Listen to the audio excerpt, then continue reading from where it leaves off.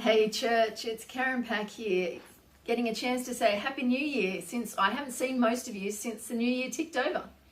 It's Thursday night here in Sydney, but I woke up to a couple of messages from close family and friends about the situation in the United States, where it was Wednesday the 6th of January, the date when the government of the United States ratifies the result of the election that they had towards the end of last year. And I got sent some messages with links to articles just showing the absolute chaos that was happening over there as protesters stormed the Capitol building and made their way into the hallowed grounds of US democracy, causing terror and anarchy and destruction in their wake. Some of you might know that my best friend actually lives in the United States, and she was sending me some pictures of what's happening over there, and just saying how shocked and horrified she is. She told me, in fact, that she spent the morning making sure that their passports are all in date, just in case they need to flee back to Australia. Chaos and disorder and anarchy at the heart of what many have believed for a long time is, the bastion of world democracy. Well, this week we're looking at the creation accounts in Genesis chapter 1, particularly verses 1 to 5, which is the prologue and the first day of creation in the Genesis account. And what we see there is an account of the creation of all things. This account is what we might call a cosmogony or a cosmogony, which basically just means a theory about the origins of the universe. And it's good for us to remember that this is not the only ancient cosmogony. There were many others that have been circulated, both in the ancient Near East, where the Hebrew peoples were from, and also in our own lands with the stories of the Aboriginal dreaming. So there are many different cosmogonies, many different theories about the universe. But today we're going to look at what is unique about this particular biblical account of creation. You see, the basis of the biblical creation account begins with the fact that we are finite creatures who can't know what happened in the very beginning, and the only way we know what's going on, or we're told what's going on, is by divine revelation. But there's lots of criticisms about this account. Some people say that the Genesis account makes the act of creation too short. It should be millions of years. It should be so much longer. Some people say that it makes it too long, that God in his sovereign power could have done it all in a moment. So why does it spread it out over 6 days? But the reality of this account is that it's not so much a scientific account, a descriptive account. It's not an account of geology and biology so much as it is a theology about the fact that the created universe was brought to order and beauty by a God of love and grace who created us from and for relationship with God's self and with the creation itself. And so we begin in Genesis chapter 1 with this summary statement that in the beginning God created the heavens and the earth.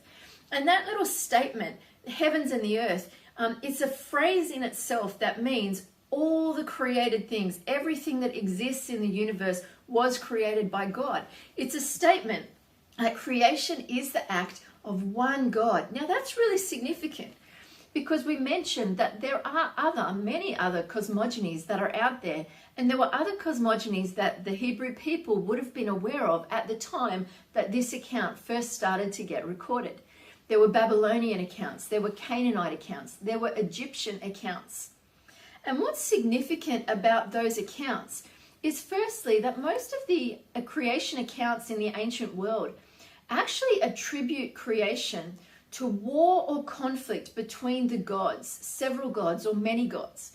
For example, in the Babylonian account that we find in the Enuma Elish, we find the god Marduk going into battle, into conflict with another god that he then destroys, rips the body in two, and that forms the two firmaments of the heavens and the earth. What we have in the Genesis account is not many gods having a bad hair day or fighting over the last piece of steak, but one God who is control and over all of creation and who creates all things. The next thing that happens in verse 2 is it says, Now the earth was formless and empty, and darkness was over the surface of the deep. There's this Hebrew phrase there where it says formless and empty. It's tohu vavohu, and it means it was chaos, devoid of any form or any structure. Basically, it's describing like a wasteland, disordered, chaotic, unformed. It describes it as dark, as void of life, as not able to sustain or to give life. But then there's this incredible statement at the end of verse 2. The Spirit of God was hovering over the waters. Now that's really interesting as well, because I alluded to the fact that other cosmogonies say that there were many gods that were in conflict and creation came out of that conflict between the gods. One of the other features is that often creation comes out of a watery chaos, a watery void. In this account, the Spirit of God is hovering over that disordered chaos. It's interesting that it starts with that phrase, the earth was formless and empty. It doesn't explain how the earth got there. It doesn't explain any kind of pre-existence. It just makes the statement that earth was this lump of unformed, chaotic mess that could not bring forth life. But as soon as we're told that the Spirit of God is hovering over that watery chaos, we know that something is about to happen. And that something begins in verse 3. Now, just before I read that, I want to make the comment that in the Egyptian creation account, creation happens from the sun god Ra. So it is the sun, or the god Ra represented by the sun, that creates all things and brings forth light. One of the criticisms of the Genesis creation account is how could light be created before the sun? Well, I want to go back and say this is a theological account, not a scientific account. And what we're finding here in verse 3, where there is this incredible declaration, and God said, let there be light, and there was light.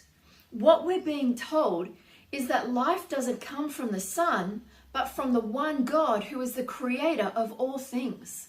The one God who hovers over chaos and disorder and formlessness and mess and brings beauty and life and order and balance. Who takes something that is dead and void and empty and hovers over it in such a way that it becomes life-giving and able to bear fruit and sustain life in creation.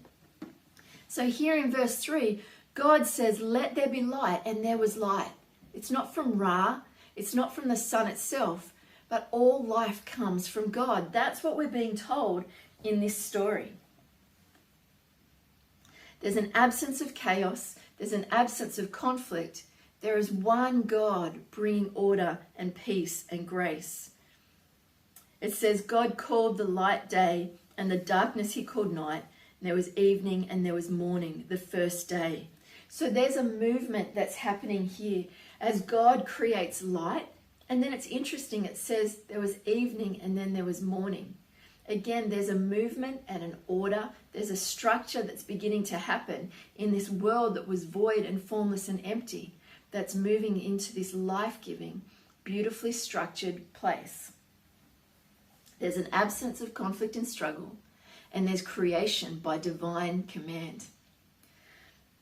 Now, one of the other things that's really interesting about the biblical creation accounts, both in Genesis 1 and in other places where they're mentioned, in the Psalms, in Isaiah and the book of Job, is that often the biblical accounts, when they speak poetically about creation, they will refer to these monsters or these beasts of Rahab and Leviathan.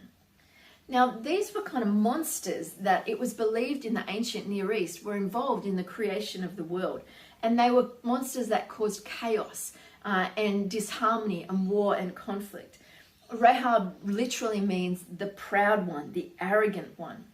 Leviathan means the twisting one. Now, when I was younger reading my Bible, I checked the footnotes when it mentioned Rahab and Leviathan. And I noticed that they would often get described away as crocodiles or hippos or great whales or something like that. But that's trying to impose a current understanding or a current kind of translation on these words that actually had a specific meaning in the ancient world. In the ancient world, these monsters of Rahab and Leviathan were repressive monsters that were thought to restrain creation, to hold creation back from flourishing and from order. And what we see in the cosmogonies, or the creation accounts of other peoples, is that these monsters get defeated by a heroic God who then releases the forces essential for life. And that hero then ultimately has control over those forces. What we have in the biblical creation account is not a bunch of gods or a particularly valiant hero doing battle with monsters. It's a God of love, of infinite power and grace and wisdom, who creates not out of struggle, not out of need, but out of the overflow of God's love, who creates order out of a place of chaos, who creates life-giving, flourishing from a place of disorder, disharmony, formless and empty void. This is the God of Genesis 1.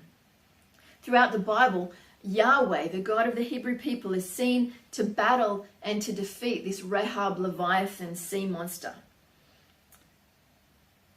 God defeats these forces that are anti-creation and that swallow up life. The God of the Bible defeats everything that would stand against what brings life and beauty and fruitfulness. Now, what does it mean for us that the Bible even alludes to or uses some of the imagery of the Canaanites and the Babylonians and the Egyptians? Does it mean that the biblical authors are buying into Canaanite mythology and just swapping out Yahweh for another god?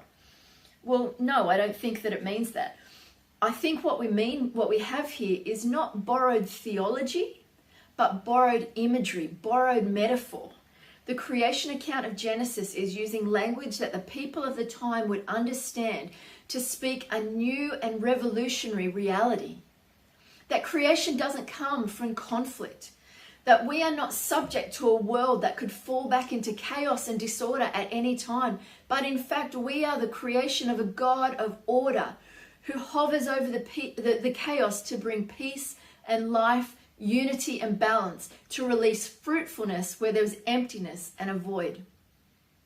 You know, today, in January 2021, I think that's a really good reminder for us that today we proclaim and serve and love a God who still is sovereign over the chaos of life. The thing about this creation story that we find in the beginning of the book of Genesis is that it is a story of hope. It proclaims to the people who follow this creator God that this God triumphs with light over darkness, that this God brings life from death and order from chaos. And people of God, I want to say, we still serve a God who brings order from chaos, who is sovereign over the disorder of all the things that want to push against life. Our God is sovereign over that.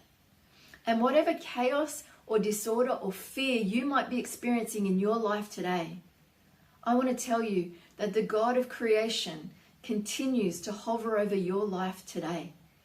And if we will submit ourselves to this God will promise to bring order out of the chaos of our lives. This God transforms darkness to light even today. And this God promises that no matter what is happening in our world right now and how disordered it seems, this God promises to ultimately renew and restore all things. This is not our final chapter, because God, in the person of Jesus Christ, has rewritten the book, and it finishes with a renewal of creation, with a restoration of order and light, and a city in which you're welcome to fellowship with the God who continues to be sovereign over all creation.